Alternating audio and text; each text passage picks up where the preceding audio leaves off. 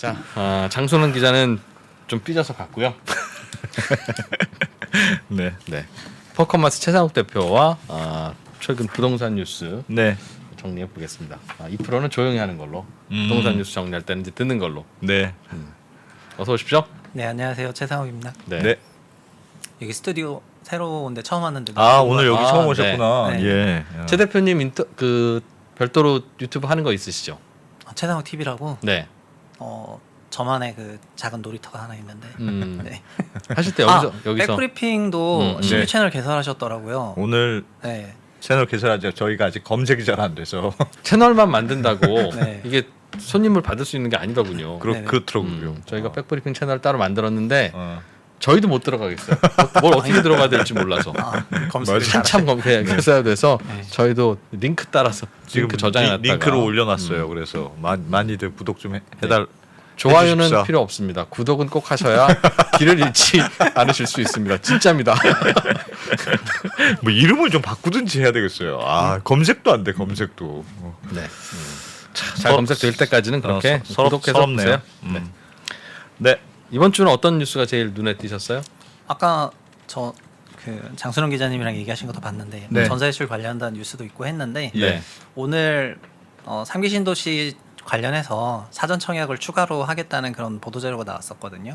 그래서 저희가 한번 다뤘었긴 했는데 7월에 3기 사전 청약 4,000세대 정도 했었는데요. 이번에 내일 입주자 모집 공고를 해서 10,000세대 정도 되는 그런 사전 청약을 다시 한번 한다고 해가지고 예. 네, 그 내용을 가지고 왔습니다. 예. 사전 청약. 네, 네. 두 번째. 네, 두 번째 사전 청약이요. 예. 그래서 일정부터 간단하게 말씀을 드리면은 네. 10월 일단 저희가 자료를 준비했으니까 자료 예. 하나 표. 해볼까요? 네. 이거 좋네요. 매우 좋네. 네. 2차 청약. 입주자 모집 공고는 네. 내일 시작을 하게 되는데요. 특별 공급부터 시작하는 건 10월 25일부터 하거든요. 네. 예. 그리고 보시면 당첨자 발표는 11월 25일이고요. 아. 그래서 전체 사이트 개수도 많고 이번에는 성남이라든가 이런 지역들도 있기 때문에 네. 그리고 이거를 할 때 또 자기가 자격 조건이 되는지 안 되는지 등등 이런 것도 좀 봐야 될 게 있어가지고 그거 보면서 하시면은 좋을 것 같습니다. 저거 혹시 자격 조건 안 되는데도 하시는 분들도 계시겠죠. 잘 모르고 깜빡하고. 그거를 그래서 제가 여기 나와서 종종 대규모 그 네. 택지개발 신도시 그러니까 공공택지 66만 제곱미터가 넘는 대규모 택지지구 같은 경우에 하고 예. 그게 아닌 지역하고는 지금 입주자 모집 공고를 할 때 다르다. 지역에 대한 그런 게 좀 다르다고 말씀을 드려봤거든요. 네. 그러니까 대규모 택지지구에서 입주자 모집 공고를 할 때는 지역 우선이라는 개념이 있어가지고 경기권에서 공급할 때는 30%, 20%, 50% 그러니까 해당 시 경기도, 네. 수도권 이렇게 3대 2대 5 이렇게 하고요. 네. 예. 그리고 인천이라든가 서울시 같은 그런 특광시에서 할 때는 네. 해당 시에서 50% 그리고 수도권에서 50% 이렇게 50대 50 이렇게 모집을 하거든요. 이런 지역 우선이 있는 거는 대형 사이트들만 이렇게 지역 우선 제도를 활용을 하고 대형 네. 사이트라면 66만 제곱미터 넘는 택지개발 신도시 이게 큰데 네네네. 크게 개발하는 네네네. 데는 대규모 택지. 네네, 대규모 맞습니다. 택지는 그런 우선 지역 우선권이 지역 우선권이야. 네네네. 지역에 우선권이 있다. 네. 어. 이번에 예를 들면은 이번 2차 하는 지역이 남양주 왕숙지구 예. 이런 데는 대규모예요. 네. 그런데 뭐 성남 신흥지구나 뭐 성남 낙생 그다음에 복정 네. 그리고 뭐 의정부 우정지구나 군포 대함이 의왕의 월암 네. 이런 지역은 대규모 신도시 택지지구는 아니거든요. 네. 해당 시 거주하시는 분들이 네. 그 청약을 하실 수가 있는 거예요. 그래서 자기가 할 수 있고 없고에 대해 가지고 좀 자격 기준을 아실 수가 있도록 네. 이거 좀 사람들이 헷갈려하니까 네. 이번에 오늘 나왔던 보도자료 19장에는 예. 그 사이트 위치부터 시작해 가지고 예. 그 신청 조건이 되고 안 되고 하는 것까지 매우 상세하게 적었더라고요. 이런 예. 질문이 FAQ로 너무 많아가지고 네. 그런 특징이 있었던 것 같습니다. 그러니까 다시 한번 정리하면 대규모 택지 개발 지구는 절반은 그 지역에 사는 사람들, 절반은 다른 데 사는 사람들도 가능하다. 청약이 가능하다. 그게 작은 그러니까 데는 일단 그 서울과 지역에 사는 경기도를 사람만 가능하다. 그러니까 서울 인천하고 경기도를 한번 구분을 한번 하고요. 네. 일단 3기 신도시는 경기도에 많잖아요. 네. 그러니까 경기도에 공급하는 거는 예를 들면은 해당 시에서 30%를 모집을 하고 그리고 해당 시 그 시에 사는 사람들. 하남시면은 성남시, 뭐 예를 들면 예. 남양주면 남양주시에서 30% 예. 모집을 하고 경기도에서 음. 20% 모집을 하고 서울, 경기, 인천 묶어서 수도권에서 50% 모집을 해요. 아. 네, 그러니까 서울에 거주하시는 분이 음. 남양주 왕숙지구를 청약에 예를 들면 참여를 하시게 되면은 네. 지역 우선 그 제일 그 50%에만 해당이 되는 거죠. 30, 20은 남양주랑 경기도에 빠졌고 아하. 서울 포함해가지고 수도권 전체가 넣는 그 50% 비중으로 들어가는 거고요. 예. 네. 근데 그게 시가 아니라 특광시인 경우에, 그러니까 서울시나 인천시 같은 경우에는 서울이나 인천에서 50%를 뽑아요. 있고 인구 많으니까. 네, 맞아요. 그리고 수도권 전체에서 다시 50%로 이렇게 뽑거든요. 그래서 예를 들면 서울에나, 그러니까 이번에 인천 검단 같은 데가 있는데 네, 네. 인천 검단지구 같은 경우에는 인천에서 50% 뽑고 수도권에서 50% 뽑는 형식으로 진행이 되고 나머지는 3대 2대 5로 진행을 하고요. 근데 서울은 없잖아요. 네. 그래서 서울 거주하시는 분들 중에서 3기 신도시 청약을 하려면은 좀 뭐라 그럴까, 그 가장 경쟁률이 광범위하게 넓어지는 수도권 전체에만 들어가기 에만 때문에 들어갈 수 있다. 네네, 그런 부분이 이번에 그럼 왕숙 남양주 왕숙이 요즘 인기잖아요. 하는 것 중에. 아, 그렇습니까? 아니인가요? 남양주 왕숙 얘기. 아니요. 많이 들어. 그 남양주는 지금 다 인기. 다 인기. 인기라고 해야 돼요. 그냥 우선. 동북부의 신흥 주거 다 인기. 타운이어가지고 네. 거기는 대규모 단지예요? 대규모 네, 택지 저희가 개발지구. 그 왕숙지구나 뭐 교산지구나 부천 대장지구나 이렇게 3기 신도시로 알려진 초기 5개 도시랑 그다음에 계속 나왔던 추가 2개 7개 신도시는 택지 면적이 거의 66만 수준이 아니라 뭐 300만, 600만 이런 레벨이기 때문에 그냥 완전 대규모 신도시여가지고 서울에서도 할 수 있다. 네, 그리고 종전에 2기 신도시에 해당하는 뭐 파주 운정 신도시나 이런 데도 다 대규모거든요. 그래서 이런 저희가 알만한 그런 대규모 신도시들은 다 아까 3대 2대 5대 법칙으로 그렇게 공급한다고 생각하시면 될 것 같습니다. 네. 알겠습니다. 비중은 작지만 음. 가능은 하다. 네. 이게 사전 청약이니까 언제쯤 착공하고 언제쯤 입주하는 겁니까? 그거는 뭐 계획상으로는 21년, 22년은 사전 청약을 하겠다고 한 거고요. 네. 23년부터 순차적으로 본 청약을 하겠다 이렇게 되어 있거든요. 음. 그래서 계획상으로는 26년 정도에 입주를 하는 걸로 계획이 돼 있죠. 본 청약은 한 번 더 해야 되고. 본 청약은 각 단지마다 개별적으로 하는 게 본 청약이고 지금은 사전 청약이라고 해서 네. 공공주택지구 중심으로 이렇게 진행이 되고 있는 건데 그러니까 본 청약은 저희가 알고 있는 지금 청약 홈에 나오는 대부분이 다 본 청약입니다. 네. 이 사전 청약 제도는 좀 특별한 제도여가지고 본 청약 이전에 할 수 있도록 만들어가지고 진행하는 거고요. 그럼 사전 청약을 해서 당첨이 되면 굳이 본 청약 단계를 거치지 않고 예, 그분은 되신 이미 거죠. 이제 당첨된 네네. 걸로? 네. 이거는 웬만하면 사전 청약을 하는 게 나쁜 건 없는 것 같죠. 네, 맞아요. 근데 저희가 제가 백브리핑 처음 나와서 청약제도를 좀 다뤘었는데 그때 얘기하기로 지금 이런 수도권 공공주택지구는 다 가점제지 않습니까? 네. 예. 85제곱 이하 전부 가점제다 보니까 네. 가점 낮은 3040들이 사전 청약 쳐다봤는데 가점 전부 탈락이나 마찬가지고요. 네. 그리고 소득 기준으로 다 특공 같은 경우에 또 소득 기준 이런 게 다 있기 때문에 이런 청약제도 좀 개편해야 된다는 게 저희 생각해 보면 약 한 달 전에 그 첫 브리핑이 아니었나 이렇게 생각이 점수 안 되는데 돼도 운 좋으면 되는 비중을 좀 늘리자. 네. 그래서 중간에 또 청약제도 개편도 한 번 있긴 했잖아요. 예. 근데 그거는 그거는 아마 11월 이후에 사전 청약지에 대해서는 적용이 될 것 같은데 네. 이번 10월까지는 그냥 종전 규정을 그대로 따라가가지고 음. 가점제 방식으로 돌아갈 것 같고요. 그리고 사전 청약 그 사이트들이 좀 나오면서 느끼는 건데 아까 말씀드렸던 것처럼 서울 거주민들의 기회가 좀 적다는 거. 적다. 네. 여전히 그런 적다. 것 때문에 원래 작년에 그 8409 대책 할 때 네. 용산을 포함해가지고 막 개발한다고 했지 않습니까? 예. 그 태릉CC 포함해가지고 네. 서울권에 있는 그런 공공택지 같은 경우에는 지금 개발 계획이나 사전 청약 일정이 없다 보니까 이런 게 아쉬운 포인트인 것 같습니다.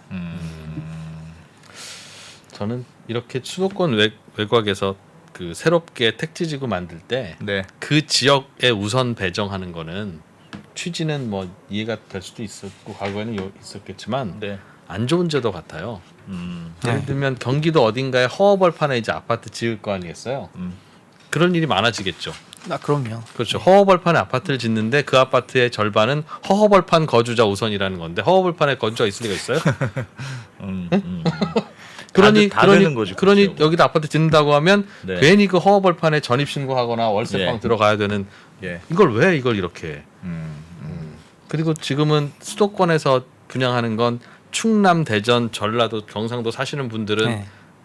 그 어떤 일이 있어도 안 되잖아요. 네. 그렇죠. 그렇죠. 네. 그래서 요즘 서울에서 파는 아파트의 3채 중에 한 채, 4채 중에 한 채는 지방 원정에서 산다는 거 아니겠습니까? 네. 예. 그분들은 고령화되면 점점 더 대도시 집값만 오르고 시골 집값은 안 오른다는 건 조금만 고민해 보시면 아는 분들이라 당연히 서울 집 사고 싶죠. 재테크 차원에서. 근데 그분들은 왜 같은 국민인데 나라에서 싸게 주는 기회가 없고 왜 그러냐. 그러니까 그런 고민 할 수 있죠. 지역우선 제도 같은 거는 그때도 얘기하셨지만은 저의 개인적인 생각에도 특히 소도시에 거주하시면서 청약통장 가입하시는 분들은 청약을 쓸 기회가 거의 없기도 해서 그러다 보니까 상대적으로 광역시라든가 이런 지역에 사시는 분 대비해서는 좀 네.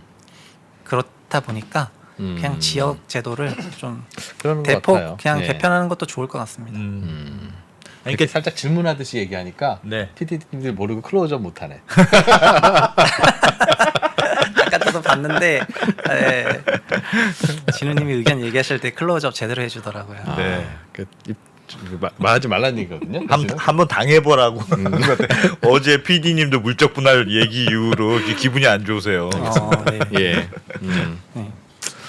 알겠습니다. 분양가는 얼마 정도 됩니까? 이게 지금 요번에? 그러니까 공공택지 분양가는 다 분양가 상한제를 적용을 받고 있어가지고 네. 이번에 공급되는 지역의 평균 분양가는 59제곱미터 기준으로 55, 59제곱미터 기준으로 평균 4억대라고 4억 아시면 될 것 같고 음. 다만 성남이 좀 몇 개 지구가 3개 지구가 포함이 돼 있어가지고 예. 성남 같은 경우에만 5억 원대 정도이고요. 이게 시세 대비해서는 60에서 80% 레벨인데 네. 그 정도로 되어 있죠. 그래서 분상제 적용주택 같은 경우에는 오늘 국정감사 때도 분양가 상한제 엄청 화두였는데 네. 그 분상제 같은 경우에는 결국에는 원가 방식으로 공급하는 거기 때문에 주변 시세 대비 몇 퍼센트라 이런 포뮬러가 있는 게 아니라 네. 조성화가가 얼마였는데 그거 베이스로 공급을 해라 이런 방식이어가지고 네. 네, 그 아까 4억 원에서 5억 원대 가격이라고 보시면 좋을 것 같고요. 그리고 대규모 택지개발 신도시에는 전용 84제곱미터 비중도 좀 높였더라고요. 그러니까 지난번에 1차 때 막 40일 막 이런 타입들이 좀 많아가지고 예. 그래서 신도시에 예를 들면 신혼부부가 거주해서 살아야 되는데 그런 면적 너무 작다 이런 지적이 나와가지고 55, 59, 84 이런 식으로 막 배정을 많이 했더라고요. 네. 그래서 그런 예. 차이점이 조금 있었어요.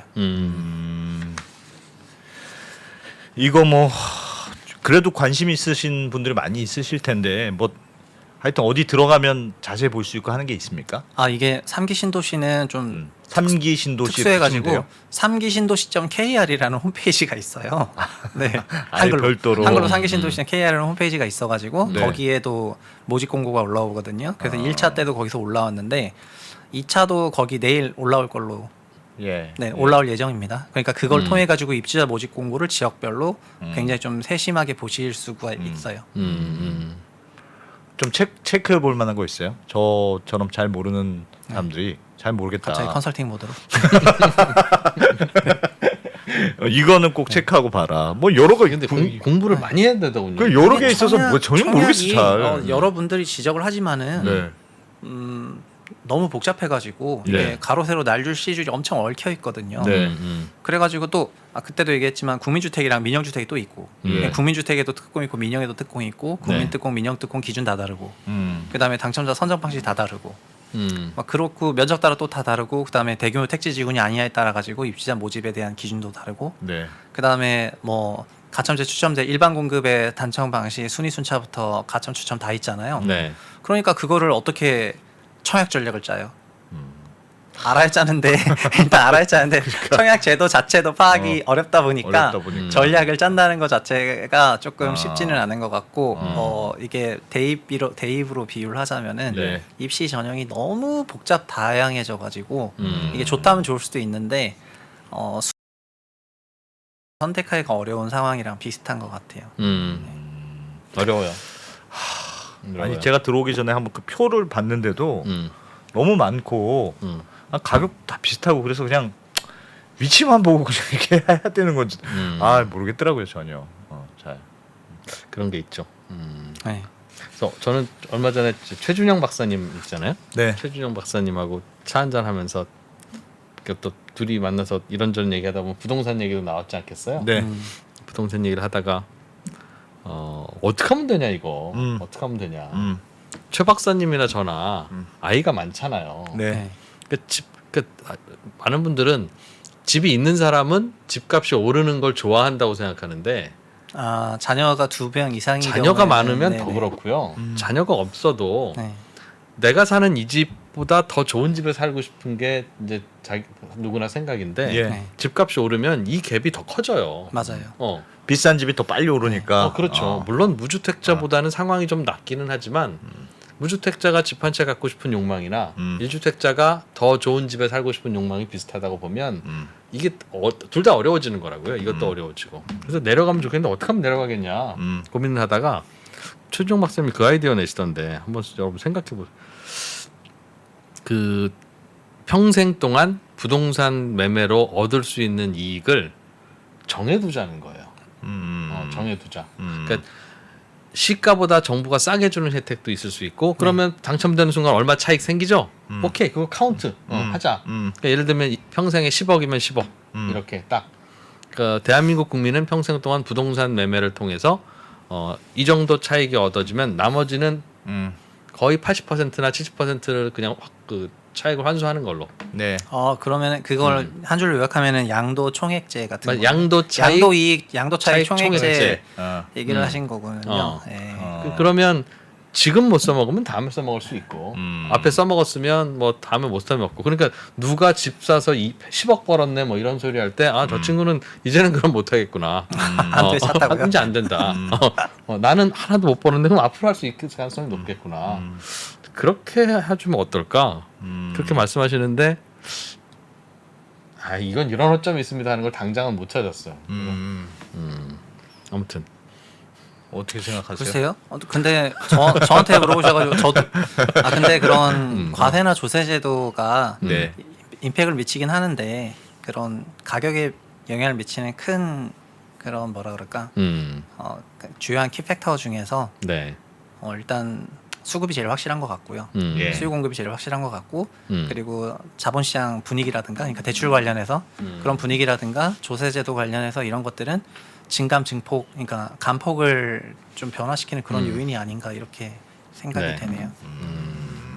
그래서 괜찮을 것 같아. 그래서 자기가 평생 안 써먹으면 내가 좀 무주택으로 살다가 이제 사망하는 경우도 있을 수 있지 않겠어요? 특히 지방 같은 곳에는. 그럼 자녀한테 물려줘요? 그건 물려줄 수 있는 걸로. 자녀한테 20억으로? 딱 한 번만은.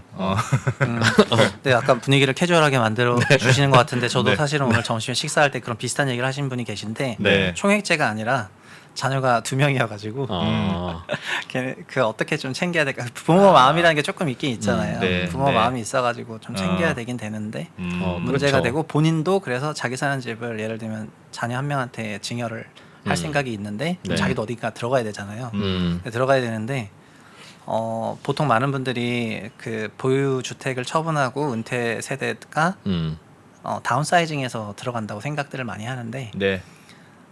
세상 누가 다운사이징을 좋아하냐 약간 이렇게 얘기를 하면서 이제 그런 얘기를 하더라고요. 부담이 많이 커진다 이렇게. 네. 이렇게 자녀 수가 2명 3명 되면은 부모로서 굉장히 부담이 커지는 그런 국면이어가지고 네. 그런 얘기 하더만요. 그렇습니다. 예.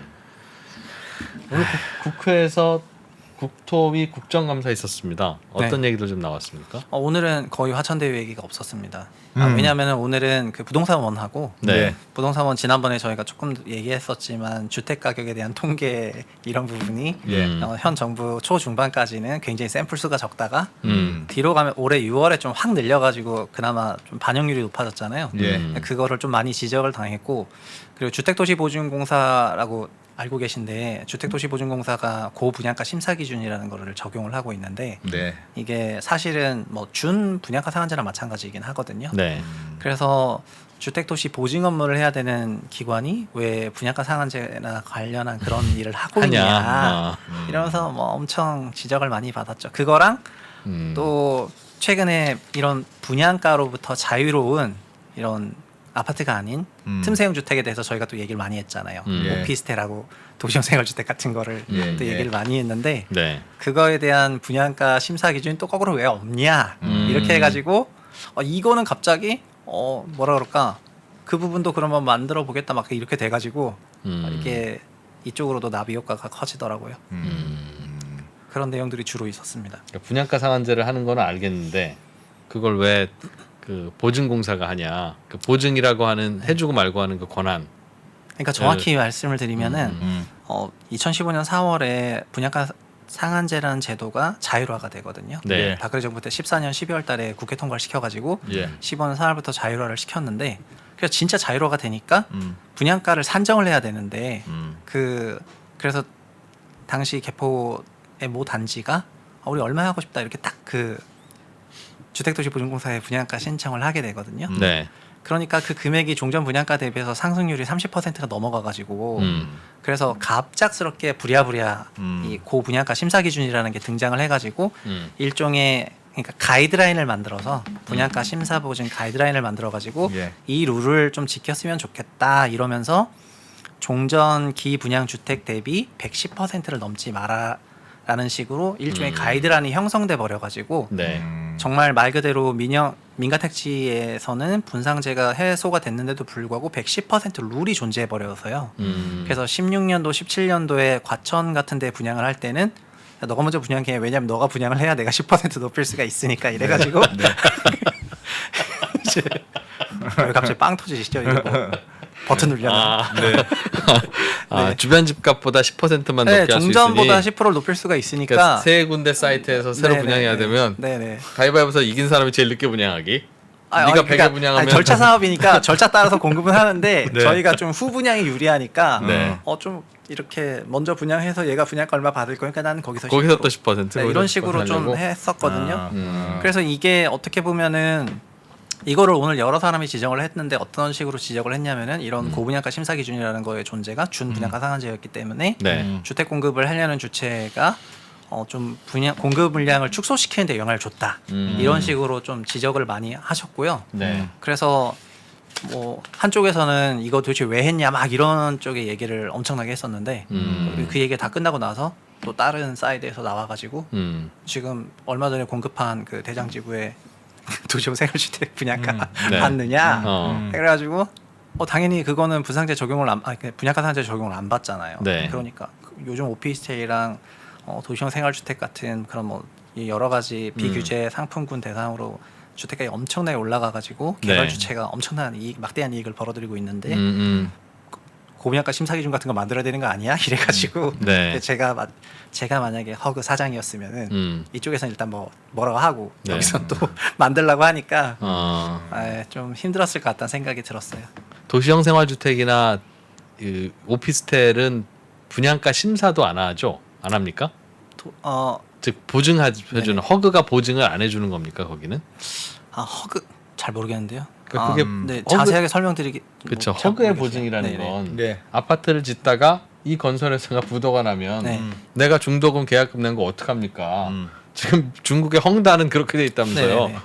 거기는 보증기관이 없어서 그러니까 우리는 그 대신 허그라고 하는 공적 기관이 보증을 해줘서 네. 혹시 그렇죠. 그런 일 있으면 우리가 우리 우리가 돈으로 더 내줄게요. 완공해드릴게요 하는 거잖아요. 네. 그래서 아파트를 분양하려면 그런 보증기관을 꼭 껴야 될 텐데 네. 도시형 생활주택이나 예. 맞아요. 그게 분양 보증 사업이라는 거 자체가 보험이어가지고 네. 예. 전체적인 분양 사업이 안 될 걸 대비해서 예. 그 이해관계자가 많잖아요. 시행사도 있고 시공사도 있고 예. 그다음에 차주인 은행들도 있고 음. 수분양자들도 있고 이런 그래 수분양자들이 이 사업이 안 됐을 때 입을 수 있는 피해가 너무 크다 보니까 네. 보증 개념으로 들어와 가지고 일종의 보증료를 받고 뭐 중간에 누가 문제가 되더라도 예를 들면 뭐 그런 경우는 거의 극소수겠지만 시공사 보도가 나가지고 시공사가 아예 없어진다거나 뭐 예전에 있었던 그런 일들이 많았었는데 시행사가 뭐 이제 런을 한다거나 막 이런 경우가 있었을 때 네. 다른 대체를 붙여가지고 이 사업을 끝까지 완공시켜 내겠다는 거에 대한 보증 요를 이제 받는 거고 그래서 거의 대부분의 사업장들이 사이트가 준공까지 깔끔하게 되고 다 예. 입주도 다 잘 되기 때문에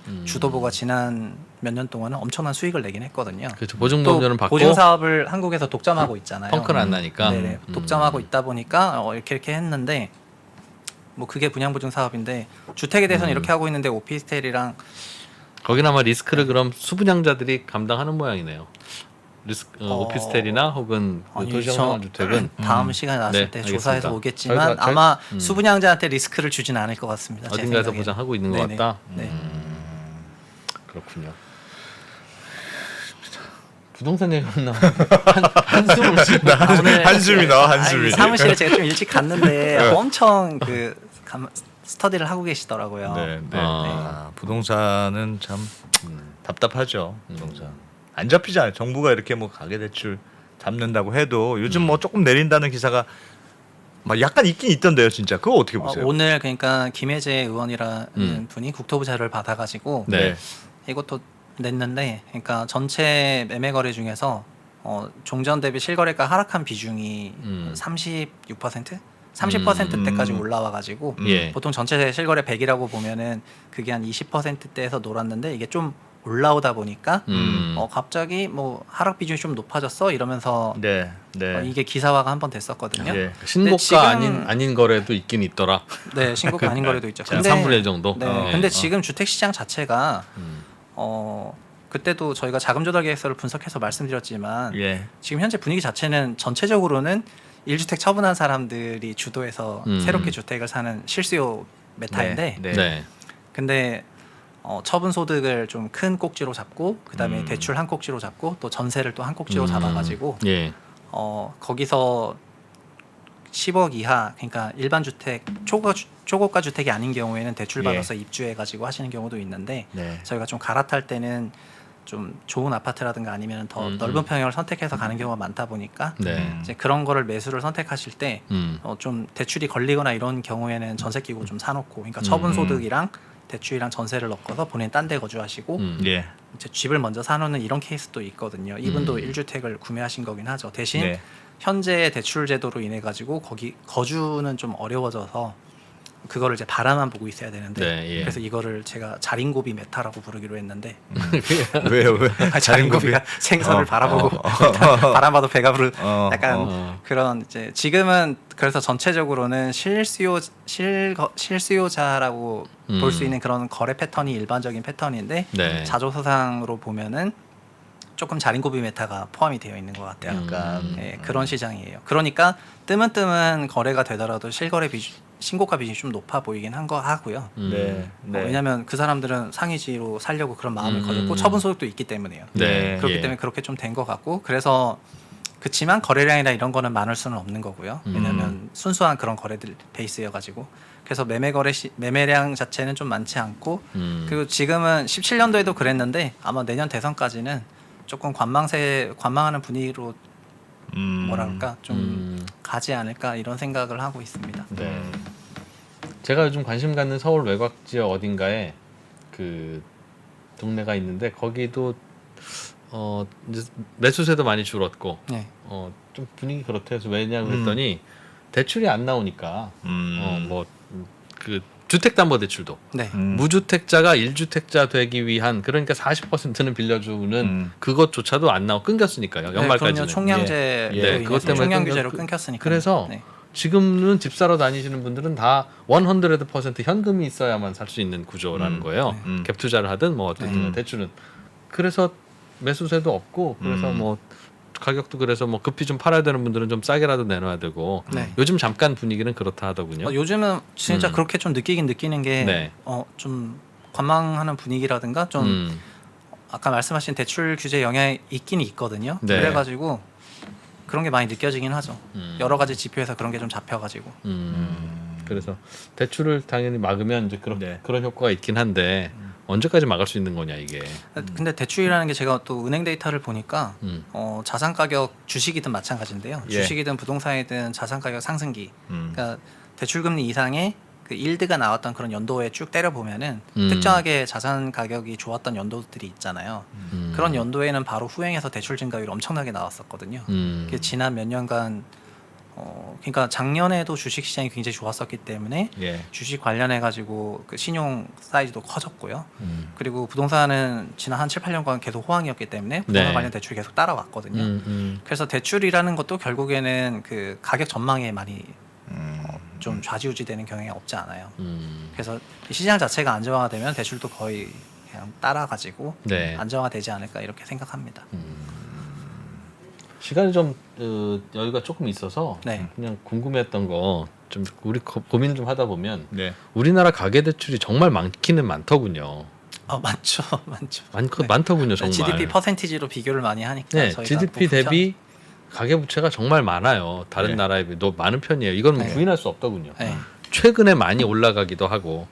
근데 이제 최근에 많이 올라가는 건 전세라고 하는 우리 민간에 고유한 그냥 언더그라운드 대출이 실제 대출로 이제 잡히는 전세 대출을 받아버리니까. 네. 예. 그것 전세 보증금이 그렇죠. 전세 대출화되는 보증금이 과정에 정확한 대출이 표현이죠. 늘어난 거죠. 전세 보증금이 네. 전세 대출화 되면서 대출이 늘어나는 거니까 요즘 빨리 올라가는 거는 그렇다 치더라도 가계부채가 너무 많더라고요. 네. 그런데 그럼 우리나라 사람들이 집을 살 때 대출을 많이 끼고 사는 편이구나 다른 나라에 비해서. 그러면 이제 말이 되는데 가계부채 예. 많은 게 그것도 아니더군요. 그러니까 우리나라 평균 LTV가 다른 나라에 비해서 높지 않아요. 그럼 왜 이렇게 많은 걸까요? 그거는 네. 그럼 저도 여러 차례 그 말씀드리면은 예. 순수하게 주택만 보면 한국 시가총액이 6천조 원 돌파했잖아요. 네, 네. 그런데 가계 신용은 뭐 지금 1,700조 넘었고요. 근데 그 가계 신용 전체에서 주담대는 700조 남치시겠죠? 6, 700조 네, 남치실 거여 가지고 네. 6천조 원이라는 자산 총액 대비해서 현재 부채 총액 부채 비중을 따지자면은 전체적으로는 LTV는 15% 언더인데 근데 그 집을 그게 2015년에는 3천조 정도 밸류였거든요. 네. 그래서 그거 시점일 때 그 대출 총액을 비교하면 LTV가 지금보다 좀 높았는데 그렇겠죠. 그 명목으로 음. 액수가 좀 커지면서 부채 비중이 많이 낮아지긴 했고요. 그리고 자조서가 증명하잖아요. 그러니까 20만 건의 자금 조달 계획서를 다 분석한 자료가 네, 네. 나왔었는데 요새 사람들이 집을 어떻게 사느냐. 근데 그 중에서 35%가 다 처분 소득으로 다 현금 조달하는 거고 나머지는 자기 돈이랑 또 대출은 10%대밖에 안 되니까 그러니까 대출의 비중이 좀 작긴 작은 거죠. 지금은 전세를 끼되 자조 처분 소득 껴서 이렇게 사거나 대출 받고 사거나 이렇게 사시는 분이어가지고 집을 살 때 막 70% 다 빌려서 사고 80% 빌려 사고 한 시절이 있긴 있었는데 네. 현재 자조서에서는 그런 건 거의 안 나와가지고 그렇게 알고 있어요. 그래서 대출을 많이 끼고 사는 것도 아니고 다른 나라에 비해서. 그러니까 주택대출 관련해서 가계 쪽으로 왜 대출 이렇게 총액이 많을까요? 늘어나는 건 맞는데 예. 일단 제가 생각할 때는 그 주택 시장의 모수 사이즈가 저희가 또 GDP 대비 3.2배 정도 될 거잖아요. 6천조로 잡으면은. 아, 네. 그렇죠. 네. 예, 예. 그래서 이것도 거의 세계 최고 수준이에요. 아, 그럼 우리나라가 집값 자체가 네네. GDP 대비 너무 비싸군요. 지금은 상대적으로. 뭐 그쵸. 어쨌든 이것도 마찬가지 국가별 어차피 가계부채를 GDP 레벨로 비교하셨으니까 맞아요. 주택 시총도 GDP 레벨로 비교하신다면 저희가 월드 탑 티어죠. 네. 아. 3배 넘는 나라 거의 없으니까요. 주택 가격을 다 더하면 그 나라 GDP의 3배쯤 되는 3배 나라는 되는데. 우리나라 정도밖에 없다. 제가 그냥 알고 있는 통계는 호주하고 프랑스도 넘어가는데 네. 그 두 나라 제외하고는 다 일단 미국이 제일 궁금할 텐데 미국은 2.4, 2.5배에서 놀거든요. 그러니까 저희가 미국이란 나라보다 주택이 갖고 있는 시총 사이즈가 GDP 레벨로는 더 GDP 높은 대비 편이어가지고 우리가 좀 비싸다. 그렇게 보실 수가 있죠. 그게 그러니까 작년에 좀 많이 작년 재작년에 좀 많이 오르면서 원래 한 2.6배, 2.7배였는데 막 3.2배, 3배로 이렇게 올라가지고 네. 네. 많이 올라갔죠. 모르겠어요. 비싸긴 비싸군요. 그러니까 이제 왜 비싸냐 가지고 고민해야 되는 문제지. 근데 뭐 그걸 가지고 싸울 건 기업도, 아니에요. 기업도 그런 비싸죠. 건데 싸고 비싼 어떤 고유의 이유가 존재하는 거여가지고 네. 그러니까 뭐 단순한 그냥 상대 비교를 항상 단순하게만 너무 해버리면은 그것도 네. 문제가 될 수가 있어가지고 지금 왜 역사적으로 이렇게 좀 비싸 왔는지 이런 부분에 대해 가지고 고민할 필요가 있을 것 같고 그거를 이제 카타리나 크놀 같은 사람은 뭐라고 표현했냐면은 결국 부동산이라는 건 토지를 공급하는 건데 네. 토지가 원활하게 공급됐는지 아닌지에 따라 가지고 좀 구조적인 문제가 있는 거잖아요. 네. 그래서 그런 컨셉에서 생각한다면은 저희가 구도심 안에 계속 집을 이렇게 네. 짓는 것도 집을 짓는 거긴 하지만은 계속 뭔가 도시 면적을 넓혀나가면서 외곽으로 나가고. 네, 도시 면적 넓혀나가고 네트워크 효과 만들고 이러면서 공급할 필요도 있었는데 그걸 그게 막아뒀더니 좀 몇 년간 막혔었잖아요. 그래서 그런 후폭풍도 있는 게 아닌가 이렇게 생각합니다. 그래서 그러니까 우리가 항상 외국이랑 집값 비교를 하지만 우리나라는 외국의 30평, 네. 우리나라 30평을 비교하면 우리나라 30평은 사실은 땅은 10평밖에 없는 30평이잖아요. 그렇죠. 외국은 땅이 최소한 30평 이상 되는 마당까지 생각하면 그러니까 대지가 200평인데 집이 40평 이런 식이죠. 그러니까 그렇게 비교를 해버리면 네. 우리나라는 참 땅값 엄청 비싼 거예요. 엄청 비싸죠. 엄청. 아니 뭐 네. 도심 내 토지 가격이 어쨌든 사람이 많이 몰리면서 비싸니까 네. 저희는 또 공동주택 베이스여가지고 네. 그렇긴 그리고- 한데 그 원인을 고민하자면 그러면 계속 토지가 주택용으로 공급이 돼야 되는데 그게 원활치 않아서 그런 것 같다. 그게 좀 더 그게 그 카타리나 크놀 교수 자료는 뭐 거의 100년간의 OECD 전체 한 14개 국가에 대한 건데 네. 비슷한 시점에 다 부동산 가격이 폭등을 했는데 그게 60년대 정도에 그러니까 철도망 거의 완벽하게 구축된 그 시점부터 더 이상 철도망이 크게 증설되지 않는 그 순간부터 토지 가격이 튀었거든요.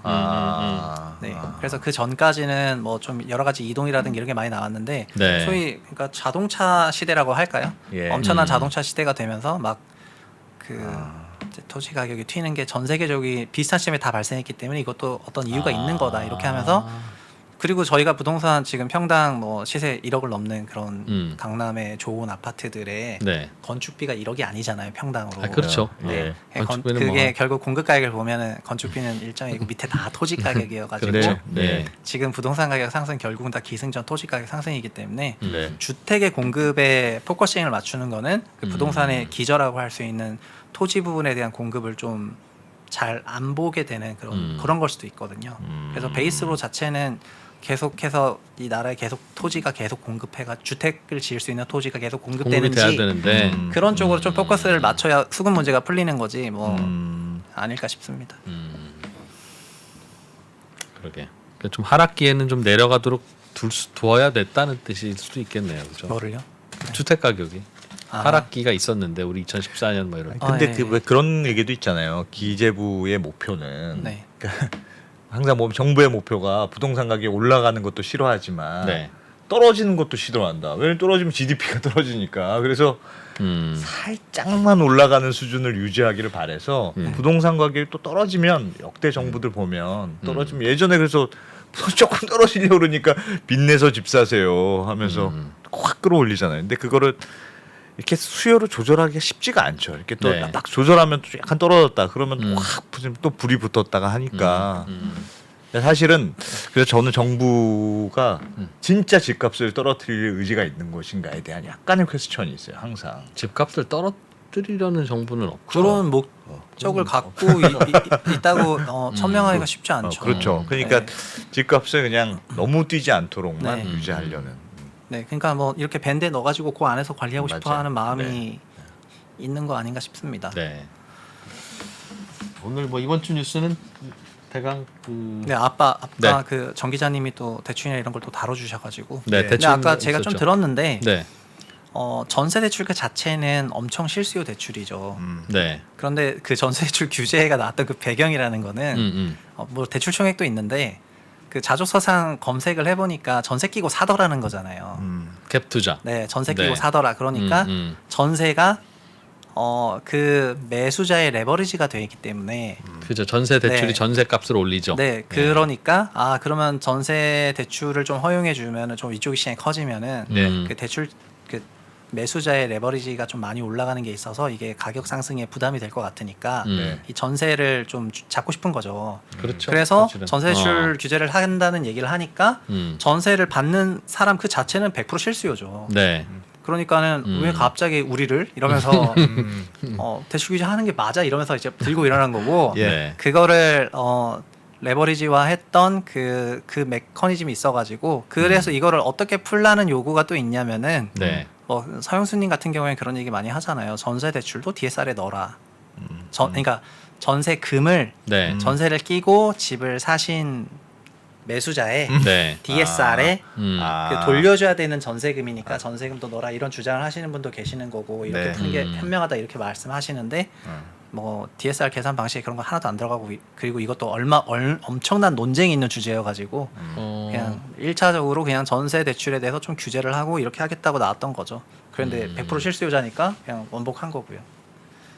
다시 그럼 전세 대출은 해줄 걸로 보세요. 저는 그조차도 좀 네, 걱정스럽다고 일단 했는데 1차적으로 전세 대출 받으시는 분은 해주는 걸로 다음 주 다 실수요니까요. 열어줘야 되겠죠. 대신에 그 청년 교재는 무조건 할 거로 저도 생각을 하고 있는데 네. 그래서 앞으로는 연초에 그 자금 수요가 몰릴 수밖에 없고요. 그렇겠죠. 네. 예. 전 또 제주도 출신이어가지고 네. 제주도에는 또 이사를 하는 신구간이라는 구간이 있습니다. 예. 그래요? 제주도에 이사처는 따로 있어요? 지금은 좀 많이 없어졌는데 저 어렸을 때는 그 신구간 때만 이사를 했거든요. 네, 네. 신구가 만나는 사이인데 어. 그 제주도에 집집마다 귀신이 산다 그래가지고 이런 얘기 해도 되나요? 몰라요. 저는. 그게 산다 그래가지고 귀신이 한라산으로 회의를 하러 가요. 그 신구간 사이에. 그게 언젠데요? 그게 언젠데요? 그 음력으로 이제 정해진 날짜 딱 그 어. 일주일이 있는데. 그래서 마을 동네에는 귀신이 없는 거예요. 산라산에다. 그 한라산 간사 귀신이 있는 상태에서 이사를 가면 좀 좋지 않다. 이런 좀 이게 있어가지고. 그래서- 그때 이사 수요가 몰려요. 그래서 제주도는 이사 거의 80%가 다 그 기간에 엄청나게 한단 말이에요. 근데 이것도 만약에 이건 좀 과장한 건데 제가 좀 오버한 감이 없지 않나요? 예. 연초에 그러니까 대출 수요가 좀 많아져가지고 어. 연초 상반기쯤에 좀 대규모로 이사를 하고 좀 그러지 않을까 이렇게 생각이 됩니다. 하반기로 가면 갈수록 한도 찬 은행들이 많이 나올 거기 때문에 알겠습니다. 귀신 얘기로. 그렇구나. 알겠어요. 나오면 되죠. 근데 전세 대출을 허용을 해주면서 전체 총액 규제를 하면 정말 쉽지는 않은 것 같아요. 그래서 그거를 어떤 식으로 규제를 하게 되냐면은 결국에는 은행도 제조업으로 생각하면은 대출 증가율은 Q 그리고 이제 제품 가격은 P인데 은행 입장에서는 그 P라는 게 이자 마진이 커지는 게 P라고 계산할 수가 있는 거여가지고요. 네. 그래서 결국 줄여야 된다는 건데 지금의 수요는 민간 레벨에서 엄청나게 자발적으로 일어난 거기 때문에 그 대출 수요 자체를 줄일 수가 없어가지고 어떻게 하면 줄일 수가 있죠? 가격을 높여버리는 거거든요. 네. 그래서 금리라든가 이런 부분을 얼마든지 높일 수 있는 여건이 돼버린 것 같아요. 그래서 아마도 정말 이게 자연적으로 냅두면은 한 7, 8%로 성장하는 건데 이걸 4%로 묶고 싶다. 그러면은 대출 금리 자체는 정말 지금보다도 많이 올라갈 가능성이 높아져요. 높다고 해주긴 생각을 해요. 해주되 전세 대출 금리는 많이 올려놔서 자발적으로 그 수요를 낮추려면 가격이 높아야 되니까요. 네. 이자 6%입니다. 해드리긴 해드려요. 네, 하시려면 그러면 쓰세요 수요가 한다는 거죠. 감소를 하겠죠. 네, 그렇게 감소시키지 않을까 싶어요. 그럼 다들 이제 월세로 가려고 할 텐데 월세가 많이 오를 거예요. 그러면 지금도 전세 대출 규제나 이런 부분으로 인해 가지고 월세화는 좀 많이 진행이 되고 있는 상황입니다. 요즘 월세 진짜 네. 월세로 돌린 집들이 네. 많더라고요, 정말. 또 월세가 왜 문제가 되냐면 대개는 세를 놓는 사람들은 다주택자이잖아요. 네. 다주택자들은 지금 모르긴 몰라도 내심으로 여건이 되면 집을 파시려는 준비를 하시는 분들이 많아요. 세금 세금 지금 양도세가 너무 높아서 네. 지금은 못 판다지만 양도세가 과거처럼 다시 평준화되고 집값은 많이 올랐으니까 두 채 팔아서 더 좋은 한 채로 바꾸든 어쨌든 간에 팔려는 욕구들이 분명히 있는데 이제 팔려는 욕구가 있는 분들은 어떻게 팔아야 되냐면 지금 세입자를 들이면 4년 동안은 세입자 끼고 팔아야 되잖아요. 예.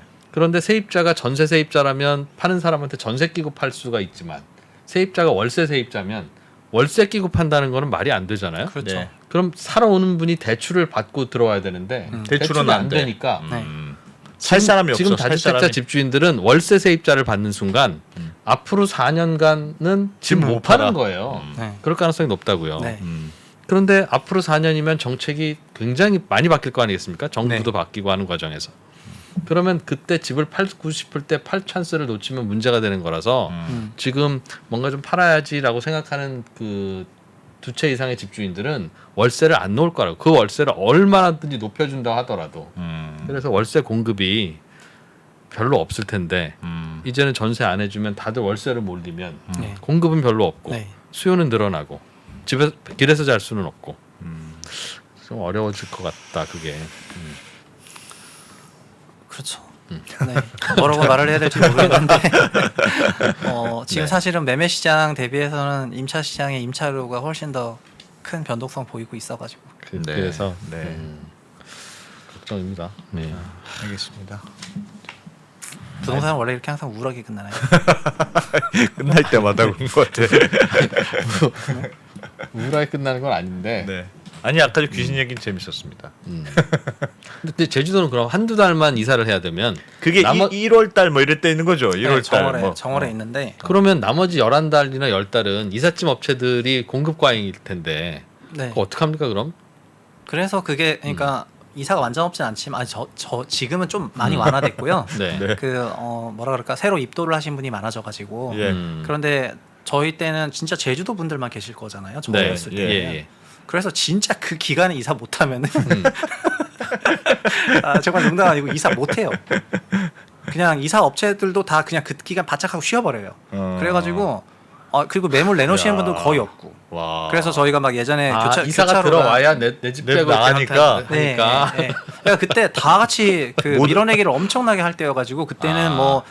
뭐 임차 물량 이런 공급이랑 수요가 엄청나게 타이트하게 되고 뭐 진짜 한 바퀴 돌리는데 그거 아니, 끝나고 나면은 진짜 그것도 좋을 것 같아요. 왜냐하면 집을 항상 파는 사람도 그때 내놓고 사는 사람도 그때 사고 뭐 전세 모든 게 다 그 시점으로 딱 맞춰지니까 큰 장이 서는 거죠. 이제 큰 진짜 장이. 진짜 큰 장 서는데 네. 그때 못하면은 불편해가지고 저희도 제 평생에 이사를 여러 번 했지만 제주도 살 때 다 네. 신고가 때 했거든요. 아마 그리고 지금도 많이 하시는데 지금은 이제 입도하시는 분들이 외부 분들 많아가지고 그거 아니어도 이사를 하시는 분들이 많이 계시긴 합니다. 네. 네. 근데 아마 그래서 대출 신고관이 생기지 않을까 개인적으로 그렇게 생각해 봅니다. 이제 앞으로 이제 결혼도 봄 여름에 하는 걸로. 아니면 알죠, 초가을까지. 그렇죠. 어. 사큐 절대 안 돼요. 네. 사큐는 일단 4분기는 절대 안 돼요. 8월 이후에 결혼하면 안 되는 걸로. 그러니까 네, 진짜 네. 진짜. 그 신혼집이라도 구하려면 연초에 해야지. 이게 뭐냐 이게 뭐냐고 이게 뭐냐고. 알겠습니다. 자 조금 시간이 여러분 남아서 그 저희 네. 9시에 시작하는 글로벌 라이브에 저희가 시간을 맞춰서 인수인계를 해야 돼서 쓸데없는 얘기를 좀 했습니다. 예. 쓸데없는 얘기는 아닌데. 그렇죠. 그리고 제주도 얘기는 완전 전 진짜 처음 들었어요. 집이 제주도세요? 저 서울 시민인데요. 이제 아니, 제주도에 이제 연고도 없고 집도 없어요. 놀러 가면 아니, 이제 신세 질 때 없어요. 부모님 살고 계시죠. 아, 계시면? 네네. 저희 제주도로 한번 가서 놀러. 세상 갑자기 대표님 부모님 때문에서 하루 묵는 걸로. 네. 네. 아니 뭐 오신다면야 뭐 웰컴이죠. 알겠습니다. 그럼 가겠습니다. 퍼커마스 최상욱 대표님 다음 주에 또 모셔서 인사이트 넘치는 부동산 뉴스 기대해 보겠습니다. 고맙습니다. 네, 감사합니다. 공부 한번 제대로 해보실까요? 딱 한 달 업종 기초교육과 매매의 기술을 한 번에 배울 수 있는 올인원 패키지. 업종 분석으로 기초를 다지고 매매의 기술로 투자의 날개를 달아보세요. 자세한 내용은 페이지 2 공지사항을 확인하세요.